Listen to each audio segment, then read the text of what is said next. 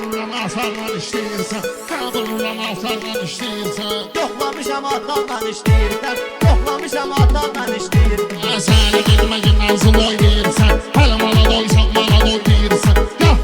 Yapıram oynayırsan, boyda repel kuvarla işləyirsən, boyda repel kuvarla işləyirsən. Sənə vururam asarla işləyirsən, sənə vururam asarla işləyirsən. Mən səni sallamayam atmosferə, girməginə mənlə bu cür al verə. Duram oynayıram, yayıram hər yerə.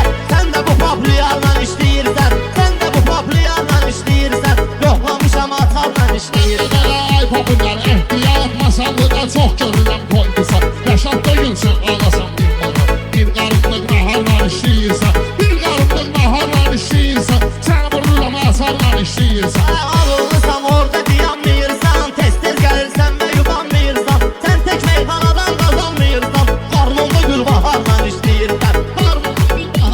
Mən şirin demişəm çalami, həmişə gəlib meyxanamın davamı. Gülbahar nədir ölsə də nizami, doyduğu yadigarla işləyirsən. Özün lezzət adını sən batırmısan, sənətin adını zadını sən batırmısan. Ustadımın adını sən batırmısan. Ona görə dəl qubarla işləyirsən, ona görə dəl qubarla işləyirsən. Yoxlamışam atanla işləyirsən.